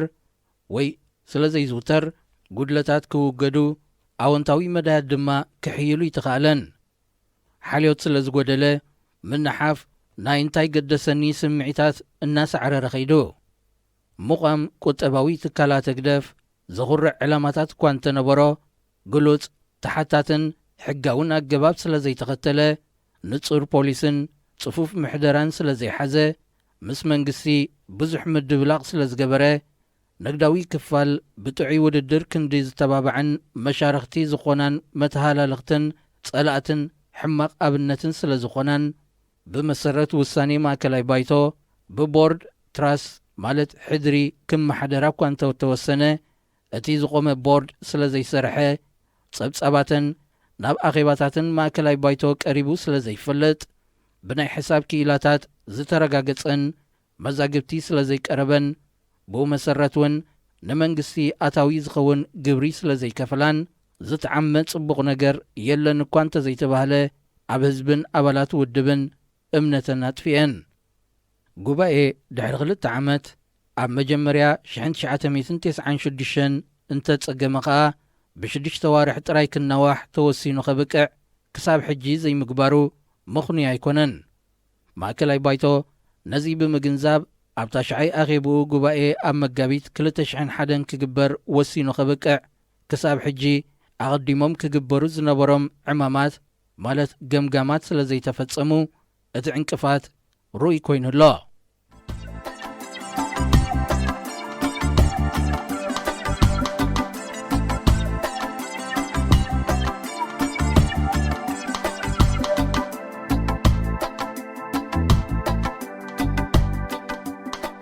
እቲ ቕልዑ ደብዳቤ ንመንግስቲ ዝምልከት ኣብ ትሕቲ ዝብል ኣርእስቱ ዝነበሮ ዕላማታትን መደባትን ብዝርዝር ይቕርብ ቀጺሉ ብመሰረት ዝሓለፉ ውሳኔታት ከ እንታይ ተገይሩ ናብ ዝብል ኣርእስቲ ይሰገር ብዙሕ ጽቡቕ ነገራት ተገይሩ እኳ እንተኾነ ብዙሕ ዘይሕጋውን ዘይቅዋማውን ማለት መሰጋገሪ ቅዋም ግንባርን መንግስትን ነይርናዩ ኣሰራርሓን ኣካይዳን ስለ ዝተፈጸመ እቶም ጽቡቕ ውፅኢታት ዝጸበቑ ክኾኑ እቶም ዘጋጠሙ ጸገማትን ሽግራትን ከዓ ፈጺሞም ምተወገዱ ወይ ምተቓለሉን ምተነከዩን ነይሮም ናይ ቅድሚ ናጽነት ስራሓት ኣብ ኩሉ መዳያት ዕዉታት ዝኾኑ ሓበራዊ ካይዳን ሓላፍነትን ከምኡ ኸዓ ዝሰፍሐ ተሳታፍነትን ጽቡቕ ድፍኢትን ስለ ዝነበረ እዩ ድሕሪ ናጽነት ግን ብማእዝንካ ምጥፋእ ይገለጽ እምበር እቲ ቅድም ዝዕወተ ረቑሒታት እናተዳኸመ ይከይዱ ፕሬዚደንት መሳርሕቲ ስኢኑ ዝብል ፕሮፓጋንዳ መተካእታ ሓበራዊ ስራሕን ሓላፍነትን ኮይኑ ዝፍለጥን ዝተመልከተን ዴሞክራስያውን ኣሳታፍን ትካላዊ ሰራርሓታት ተረጥሪጡ ምትእምማንን ምትሕጋዝን ጽቡቕ ድሌትን ተባሕጊጉ ምትሕትታትን ጉድለታት ምፍዋስን ተሪፉ ጽቡቕ ልምድታት ህዝባዊ ግንባር ከተማዕብል ምፍታን ይትረፍ ነቲ ዝነበረ ምዕቃቡን ኣይተኻእለን ኣብ ልዕሊ መንግስትን ህዝባዊ ግንባርን ዝነበረ ናይ ህዝቢ እምነትን ኣኽብሮትን በብቕሩብ ናብ ምጥርጣርን ፍርሕን እናተቐየረ መጺኡ ንብዙሕ ምኽንያታት መሰጋገሪ መንግስቲ ዕድሚኡ ካብ 4 ዓመት ክሓልፍ እኳ እንተዘይነበሮ ዛጊት 8 ዓመት ገይሩሎ ንቕዋማዊ ስራሓት ዘድልዩ ኩሎም ምድላዋት ከምኒ ምጽዳቕን ምትግባርን ሕጊ ፖለቲካዊ ሰልፍታትን ሕጊ ምርጫን ሙቓም ኮሚሽን ምርጫ ምትዕርራይ ህልዊ ሕጋጋት ብመንጽር ቅዋም ምጽዳቕ ሃገራዊ ውዕላት ኣብ ሓጋጊ ኣካል ኮሚቴታት ሙቓምን ውሽጣዊ መምርሒ ምሕንጻጽን ምልምማድን ኣብ ፍርዳዊ ኣካል ምግምጋም ፍርዳዊ ትካላት ሙቓም ላዕለዋይ ቤት ፍርድን ምስራዝ ፍሉይ ቤት ፍርድን ምስንዳ ሃገራዊ ባይቶን ኣብ ኣብያተ ጽሕፈቱ ዘድሊ ትሕተ ቅርጽን ወዘተ ገና ኣይተተግበረን ኣሎ ጥራሕ ዘይኮነ ኮነ ኢልካ ምድንጓያት እውን ይግበረሉ ኣሎ። ሓጋግን ፈጻምን ፈራድን ኣካላት መንግስቲ ኣብ ሓድሕዱ ዝቆጻጸርን ዝመዛዘንን ከም ዝኸውን ኣይተገብረን። ሃገራዊ ባይቶ ኮሚቴታትን ውሽጣዊ መምርሒ ስራሕን የብሉን። ኣብ 6 ዋርሕ ስሩዕ ጊዜኡ ኣይእከብን። ብዘይካ ኣብ ናይ ረብዓይ ኣኼብኡ ዘጽደቖ ቀዳማይ ካቢነ ሚኒስትራት መቅያራት ናይ ካቢነ ሚኒስትራት ክግበር እንከሎን ኣዋጃትን ኣህጉራዊ ውዕላትን ኣጽዲቑ ኣይፈልጥን። ሓደ ካብቲ ቀንዲ ንፈጻሚ ኣካል መቆጻጸሪ ዝኾነ ሃገራዊ ባጀት እውን ኣጽዲቑ ይፈልጥን። ብቐንዱ ኸኣ መንግስቲ ኤርትራ ባጀታዊ ሕጊ ስለ ዘይብሉ ብዘይ ቀይዲ ባጀት ክጓዓዝ ጸኒሑን ኣሎን። ካቢነ ሚኒስትራት ኣብ ወርሒ ይእከብን። ካብ ዝግባእ 84 ኣኼባታት ካብ 20 ዘይበዝሕ ጥራሕ ተኣኪቡ ትግባሪ ናይ ፖሊሲታት ውሳኔታት ሕግታትን መደባትን ስራሓት መንግስትን ዝተፈላለየ ኣካላቱን ዝከታተሉን ዝግምግሙን ኣገባብ የብሉን። ንሓገዝን ልቓሕን ዝምልከቱ ጉዳያት ኣይወሰነን። ናይ ሓይልታት ምክልኻልን ጸጥታን ኤርትራ ፖሊስታትን መጠንን ኣይተወሰነን። ንሃገራዊ ድሕነት ድማ ዝተዋሃደ መደብን ክትትልን ኣይገበረን።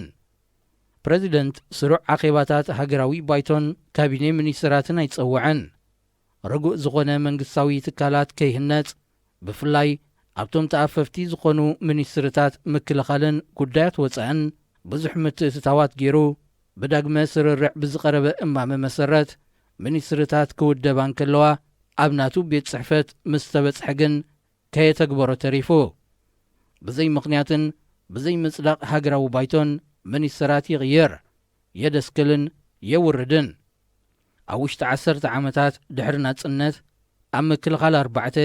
ኣብ ጉዳያት ወጻኢ 5 ኣብ ፋይናንስ 6 ሚኒስትራት ተቐያይሮም። ከም ላዕለዋይ ኣዛዚ ሰራዊት ንሚኒስትሪ ምክልኻል ክውጅህ ስልጣን እኳ እንተለዎ ዝተፈላለዩ ኣካላት ሚኒስትሪ ንዕኡ ብቐጥታ ተሓተቲ ክኾኑ ኣብ ደቂቕ ምሕደራ ኣትዩ ብናይ ግንባር ሓለፍቲ ኢድ ምትእትታው መንግስታዊ ትካላት ትካላዊ ስራርሕአን ከም ዘህስስ ገይሩን ኣብ መንጎ ቤት ጽሕፈትን ግንባርን መንግስትን ዘየድሊ ምትፍናን ፈጢሩን ምጥርናፋትን ዘይምትእማንን ዘንግስ ሃዋሁት ተባቢዑ ብኹሉ ካይዱን ጠባያትን ድማ እምነት ብዙሓት ኣባላት ውድብን ህዝብን ኣጥፍዩ። ዘይሕጋውን ዘይቅዋማውን ስጉምቲ ብምውሳድ ንኮሚቴ ምንዳፍ ሕጊ ፖለቲካዊ ሰልፍታት ስራሕ መንዚዑ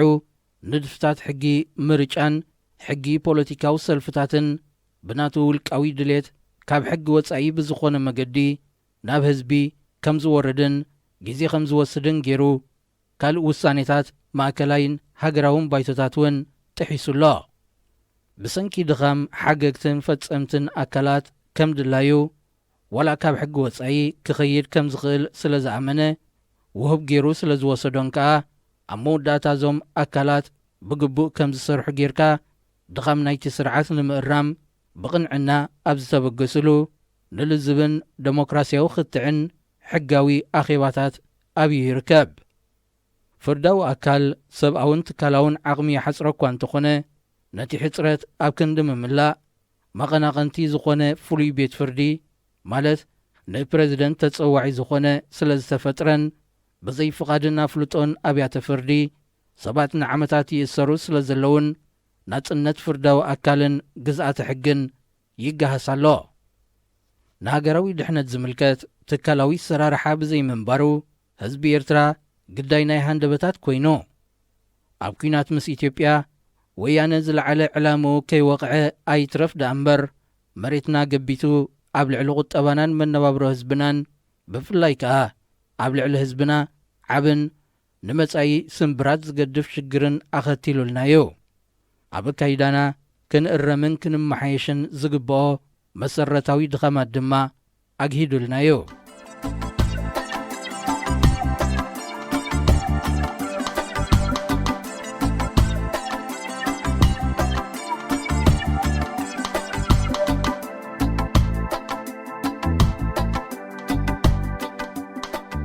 ምንታይ ዓይነት ቅልውላው ንርከብ? እንታይ ዝቅልውላው? እቲ ሽግር ፕሬዚደንት ዘይሕጋውን ዘይቅዋማውን ኣሰራርሓ ሒዙ ኣሳታፊ ዝኾነ ኣገባብ ስለ ዘይተኸተለን ሓገግትን ፈጸምትን ኣካላት ብግቡእ ስለ ዘይሰርሑን ስለ ዘይተቖጻጸሩን ዝመጸ እዩ። ሓፋሽ ኣባላት ግንባርን ህዝብን ኣብ ልዕሊ መሪሕነትን ውድብን እምነት ኣጉዲሉ። እዚ ተርእዮ እዚ ካብ ነዊሕ ግዜ እናተዋህለለ ዝመጽእ ኮይኑ ውፅኢት ኩናት ምስ ወያነ ስለ ዘይዕገበን ሕማቕ ሳዕቤን ስለ ዝኸተለን ክጐልሕ ክኢሉ ግሉጽ ተሓታስነት ዘለዎ ትካላውን ሕጋውን ኣሰራርሓ ክህሉ ወይ ክሕይል ካይድለ ኣሎ። ዝሓለፈ ተመክሮ ብወዳዓዊ መገዲ ተገምጊሙ ድኽመታት ኣለሌኻ ክፍወሱን ካብቲ ገምጋም ብዝርከብ ምህሮ ዘይሕጋዊ ኣካይዳ ተሪፉ ትካላውን ፍትሓውን ኣሰራርሓ ክምዕብልን እምነት ዝሓድረሉ ኩነታት ክፍጠርን ይሕተት ኣሎ። ሓደ ወገን ሰብኣውን ዴሞክራስያውን መሰላት ዜጋታት ይረጋገጹ ከምቲ ኣመኸተ ንልኡላውነት ሃገር ዝተረእየ ሕጂ እውን ብሰፊሕ ተሳትፎ ኣባላት ውድብን ሓፋሽ ህዝብን ዝሓለፈ ተመክሮ ይገምገም። ግንባርን መንግስትን ንዝኣመነሎም ዕላማታት ንምትግባር ቅዋማዊ ስርዓት ንምትካል ውሕስነት ዝኾኑ ጭቡጣት ስጉምታት ይወሰዱ። ቅዋማዊ መንግስቲ ብነፃን ርትዓውን ምርጫ ህዝቢ ይተኸል። ኣብ ውሽጢ ውድብን መንግስትን ዝረኣዩ ፍልልያት ብሰላማውን ዴሞክራስያውን ሕጋውን መገዲ ይፈትሑን ይብል። እቲ ካልእ ወገን ምቹእ ኩነታት ስለ ዘይተፈጥረን ሓደጋ ናይ ትሕቲ ሃገራውነት ስለ ዘሎን እቲ ዝኣመንናሉ ዕላማታት ሕጂ ክትግበር ኣይከኣልን እዩ ዝብል።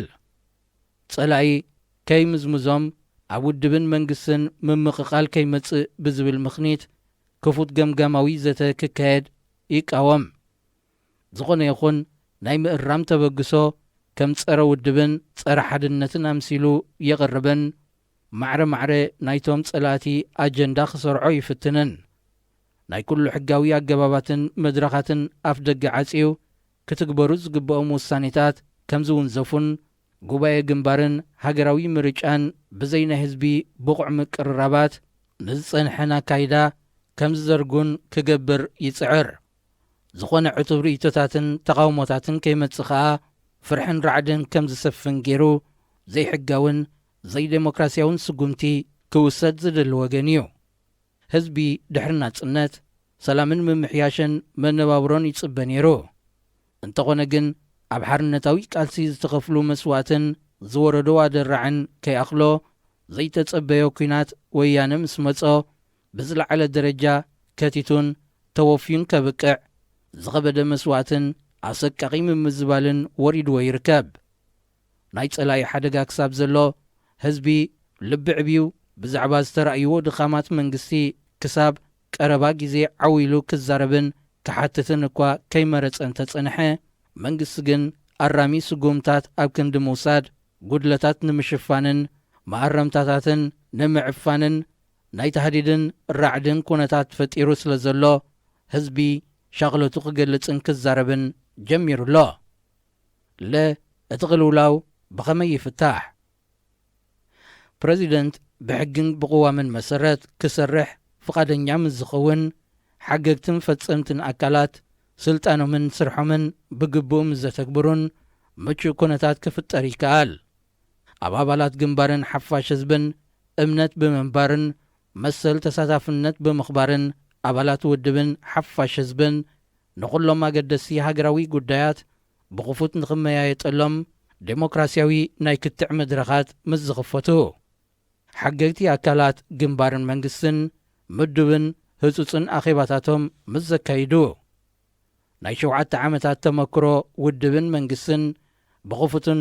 ሰፊሕ ሱታፌ ብዘለዎምን መድረኻት ክግምገሙን ካብኣቶም ዝውሰዱ ተመክሮታት ንመጻኢ መድረኽ ብግቡእ ክንጥቀመሎም ምስ ንኽእል። ሕጊ ፖለቲካዊ ሰልፍታት ጸዲቑ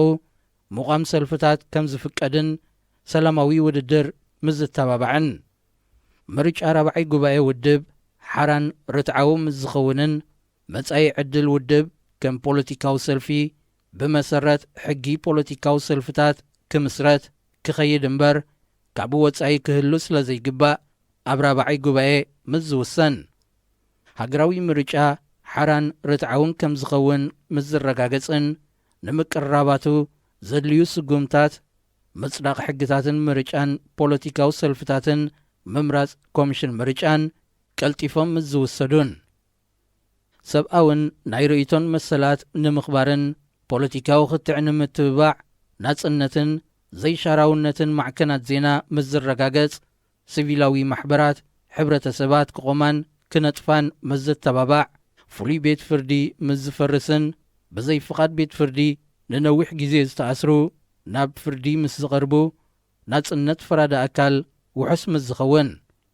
ኣብ መንጎ ዝተፈላለዩ ከባቢታትን ክፍልታትን ሕብረተሰብ ኤርትራ ንዘሎ ዘይምዕሩይ መነባብሮ ጸቢብ ዕድላት ስራሕን ትምህርትን ንምፍታሕ ንጹርን ግሉጽን ፖሊስታት ንምውጻእ ኣሳታፊ ኣገባብ ምስ ዝተሓዙ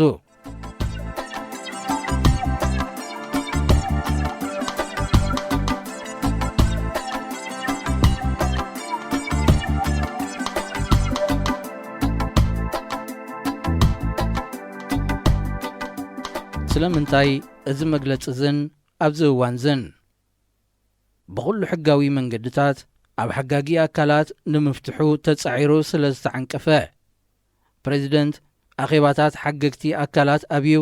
ርእይቶታቱ ብዘይ ሕጋዊ መገዲ ከም ድላዩ ይገልጽን ስጉምታት ይወስድን ስለ ዘሎን ኣባላት ውድብ ዘሎ ኩነታት ክግለጸሎምን ዝኾነ ይኹን ኣባል ውድብ ርእይቶታቱን ነቐፌታታቱን ከቕርብን ሕጋዊ መሰልን ስለ ዝኾነ እዩ ናይ ግንባርን መንግስትን ኣካይዳ ብፍላይ ኣብ ናይ ወያነ ኩናትን ሳዕቤናቱን እናተበላሸወን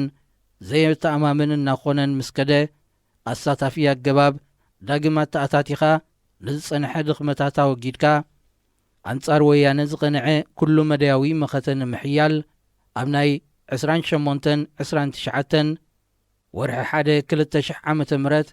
ሻምናይ ኣኼባ ማእከላይ ባይቶ ስሩዕ ኣኼባታት ሓገግቲ ኣባላት ኣብ ግዜኦም ስለምንታይ ዘይተገብሩን ብድሕሪ ሕጂ ኸኣ ክግበሩ ከም ዘለዎምን ዝሓትት ዕቱብ ጠለብ ንፕረዚደንት ቀሪቡሉ ፕረዚደንት ግን ኣይጥዕምን ነይሩ ብዝብል ዘይቅቡል ምኽኒት ነጺግዎ ጥራሕ ዘይኮነ ድሕሪ ሕጂ እውን ንዕኡ ዘይጥዕም እንተመሲልዎ ከም ዘይእክብ ብብድዕ መሊሱ ወያነ ሎሚ ጽባሕ ወራር ክኸፍት ይቀራረብ ስለ ዝነበረን እቲ ውሽጣዊ ሽግር ንፋስ መታን ከይኣትዎን ኣብ መበል 13 ኣኼባ ሃገራዊ ባይቶ ኣይተዘርበሉን ፕረዚደንት ግን ናይ ህልኽን ጸላኢ ክጥቀመሉ ዝኽእልን ዘይሕጋውን ጉጉይን ስጉምታት ምውሳድ ቀጺሉ ድሕሪ ሳልሳይ ወራር ኣብ ዝተኻየደ ናይ 31 ወርሒ 8 ዕለት 2 ወርሒ 9 2000 ታሽዓይ ኣኼባ ማእከላይ ባይቶን ብመጠኑ ኣብ ናይ 29 ወርሒ 9 ዕለት 2 ወርሒ 10 2000 ዓመተ ምህረትን መበል 13 ኣኼባ ሃገራዊ ባይቶን ኣብ ርእሲ ካልእ ነጥብታት ሓቀኛ ገምገማት ክግበሩ ኣብ ክንዲ ንድሕሪት ብዝያዳ ንቕድሚት ብምጥማት ድማ ጉባኤ ግንባር ዝግበረሉን ቅዋማዊ ስርዓት ዝትከለሉን ፍሉይ ደረት ግዜ ክግበር ንዕኡ ዘውሕሱ ክንጸፉ ዘለዎም ስጉምታት ክውሰዱ ክጽንዑ ዘለዎም ጉዳያት ክጽንዑ ወተሃደራውን ዲፕሎማስያውን መኸተ ክሕይሉ ስለ ዘለዎም ከዓ እትግምግምን ንመጻኢ ግዜ ንፕረዚደንት እትመክርን ወተሃደራዊ ኮሚቴ ክትቀውም ወሲኑ ኸብቅዕ እዚ ውሳኔታት እዚ ከይትግበር ዕንቅፋታት ይግበር ኣሎ ኣብ ጥሪ 2001 ፕረዚደንት ብመገዲ ማእከላይ ቤት ጽሕፈት ህግደፍ ንላዕለዎት ሓለፍቲ ብትሕቲ ሃገራውነትን ሃገራዊ ክሕደትን ዘወንጅል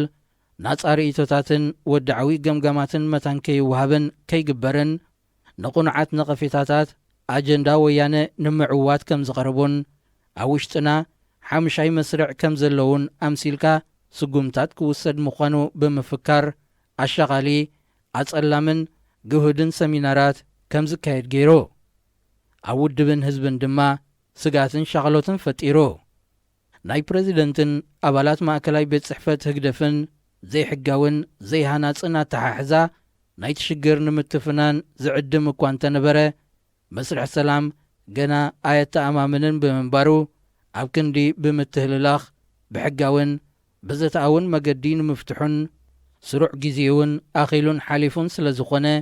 ኣኼበኛታት ማእከላይን ሃገራውን ባይቶታት ከጽንዕ ዝጠልብ ተበግሶ አንቂልና ምስ ኣባላት ማእከላይ ባይቶ ክንመያየጥ ጀሚርና። እዚ ተበግሶ እዚ ምስ ተሰምዐ ብዕለት 7 ወርሒ 3 2001 ማእከላይ ቤት ጽሕፈት ህግደፍ ኣኼባ ክጽዋዕ ዝጠልብ ጽሑፍ ከይቀርብ ዘፈራርሕ መልእኽቲ ናብ ኩሎም ኣባላት ባይቶ ሰዲዱ ብምንባሩ ግቡእ ዘይምዃኑ ናይ ሽግር ኩነታት ዝገልጽን መልስና ንጽባሒቱ ናብ ኩሎም ኣባላት ማእከላይ ባይቶ ክንልእኽ ተገዲድና። ፕረዚደንት ብዕለት 12 ወርሒ 3 2001 በኣሉታ መሊሱ ኣኼባታት ማእከላይን ሃገራውን ባይቶታት ክጽውዕ እትጠልብ ብዕለት 20 ወርሒ 2 2001 መልእኽትና ዕለት 13 ወርሒ 3 2001 ምስ በጽሓቶ ፕረዚደንት ዝሰደዶ ኣሉታዊ መልስን ንኻልኣይ ጊዜ ኣኼባ ክጽዋዕን ምኽንያቱን እትገልጽ መልእኽትናን ኣሉታዊ መልሱን ምዚ ተተሓሒዙ ቀሪቡሎ። ንሕጋዊ ጠለብ ዘይሕጋዊ መልሲ ሽግር ብኣኼባን ብዴሞክራስያዊ ልዝብን ንምፍታሕ ዝተገብረ ጻውዒት ጸማም እዝኒ ሂብካ ብዘይሕጋውን ብዘይዴሞክራስያውን መገዲ ክትኩሶ ምፍታን እምበኣርከስ ናይ ግንባርን መንግስትን ጉጉይ ኣገባብ ኣሰራርሓ ንምእራምን ዴሞክራስያዊ ምስግጋር ናብ ቅዋማዊ ስርዓት ውሑስ ንምግባርን ዝተበገስናሉ ዕላማ ንምውቃዕ ዴሞክራስያውን ሕጋውን መገዲ ተኸቲልና ብደረጃ መሪሕነታት ንምፍትሑ እኳ እንተፀዓርና ፍረ የምፅአን። ካልእ መገዲ ስለ ዘይብልና ዘይሕጋዊ ኣገባብ ክንክተል ስለ ዘይንደልን ኩሉ ኣባል ዘሎ ሽግርን ናይ ፍታሑ ርእይቶታትናን ክፈልጥ መሰል ስለ ዘለዎ ንልዝብን ዴሞክራሲ ፍታሕን ናይቲ ሽግር ኣፍልጦ ክህልዎ መሰሉን ግቡኡን ሓጋዝን ስለ ዝኾነ ሓላፍነትና ብግቡእ ብምፍጻም እንሆ ንኣባላት ውድብና ቁሉዕ መልእኽቲ ንሰድድ። ከምቲ ኣብ ጉድለታት ኣሰራርሓና ብዝለዓለ ደረጃ ብእኩብ ተሓተቲ ዝኾንና ኣብ ምዕራይ እውን ዝለዓለ ሓላፍነት ክንስከምን ክንግደድን ይግባአና። ብጉድለታት ኣገባብ ኣሰራርሓና ዝተበደለን ዝተወፅዐን እንተሎ ህዝቢ ጥራሕ ስለ ዝኾነ ምስ ኩሉ ኣባል ህግደፍ ሓፋሽ ህዝቢ ኤርትራን ኮይንና ተሓታትን ሓላፍነታውን ስርዓትን መንግስትን ብምህናፅ ክንክሕሶ ቆሪፅና ተላዒልና ኣሎና። ካብ ፕረዚደንት ትሒዝካ ንነፍሲ ወከፍ ኣባል ማእከላይን ሃገራውን ባይቶ ብውልቂ ዝሕትት ጉዳያት እንተሎ ቅድሚ ዘይሕጋዊ መጠንቀቕታታት ምስንዛር ኣብ ኣኼባታት እቲ ባይቶታት ብቑሉዕ ክሲ ክቐርብን ሕጋዊ ኮይኑ እንተተረኺቡ ብናጻ ፍርዳዊ ኣካል ሕጋዊ መስርዑ ክሕዝን ንኣመንን ንድግፍን። ነፍሲ ወከፍ ኣባል ማእከላይን ሃገራውን ባይቶ ብኣፈጻጽማ ስርሑ ብኣተሓሕዛ ፋይናንሳዊ ሕሳባት ከም ህዝባዊ ሓላፊ ድማ ብስነ ምግባራዊ ካየዱ ክሕተት ስለ ዘለዎ ህዝቢ ዝሳተፎ ሓደ ናጻ ኣካል ቆይሙ ነፍሲ ወከፍ ኣባል ክምርምር ንጽውዕ። ሕጂ እውን እንተኾነ በዚ ዝጸናሐና ካይዳን ተቐጺልና ቁልጡፍ ኣራሚ ስጉምትን ተዘይተወሲዱ ሕማቕ ሳዕቤን ክህልዎ ከም ዝኽእል ካብ ናይ ዝሓለፉ 10 ዓመታት ናይ ድሕሪ ናጽነት ተመክሮና ክግመት ዘይከኣል ኣይኮነን። ድሕነትና ተተንኪፉ ውሽጣዊ ኩነታትና ተዳኺሙ ግዳይ ናይ ዝኾነ ናይ ግዳም ሓይልታት መታን ከይንኸውን ብሓባር ንዘትየሉ ጉዳይ ሃገር ስለ ዝኾነ እዚ ኹሉ ኒሒን ሓቦን ክኢላዊ ሃገራዊ ኤርትራዊ ዓቕምን እጃሙ ከበርክት ዕድል ይወሃቦ። ናጽነትና ርኢና ከይንስእንን ሃገርና ወላድ መኻን ከይትኸውንን ካብዚ ዝሓለፈ ምስ ወያነ ዘጋጠመና ኩነታት ግብራዊ ትምህርቲ ንውሰድ። ግዜ ይኸይድ ኣሎ። ጸላእትና ድማ ኣእዳዎም ኣጣሚሮም ኣይክጽበዩናን እዮም። ስርዓት ሕጊ ንምንጋስ ቅዱስ ዕላማታትን መትከላትን ምትግባርን ሃገራዊ ቅዋምን ብግብሪ ከም ዝስርሓሉ ንምግባርን ኩሉ ሕጋውን ዴሞክራስያውን መገዲ ተኸቲልና ቃልስና ክንቅጽል ኢና። ነዚ ዕላማ እዚ ንምዕዋት እንተዘይኮይኑ ካልእ ድሌትን ጥሙሕን ወይ ኣምቢሽን የብልናን። በዚ ኣጋጣሚ ድማ ንኩሎም ኣባላት ግንባርን ህዝብን ቁሉዕ ንዝበልዎ ዕላማን ኣገባብን ብምድጋፍ ብሕጋውን ዴሞክራስያውን መገዲ ርእይቶታቶም ክውን ንምግባር ክጽዕሩ ንጽውዕ። እዙይ راديو إيرنا ድምፂ ራድዮ ኤረና እዩ። ክቡራት ሰማዕትና እዚ ክትከታተልዎ ዝፅናሕኩም ኣብ ጋዜጣ ሰቴት 4ይ ዓመት ቁፅሪ 43 ሰሉስ 5 ሰነ 2001 ዝቐረበ ገለ ክፋል ናይቲ ቁሉዕ መልእኽቲ ናብ ኩሎም ኣባላት ህግደፍ ብዝብል ኣርእስቲ ብጉጅለ 15 ዝተጻሕፈ እዩ ነይሩ። إذاعة إيرنا الدولية صوت أريتري مستقل ሬድዮ ኤረና ናጻ ድምፂ ኤርትራውያን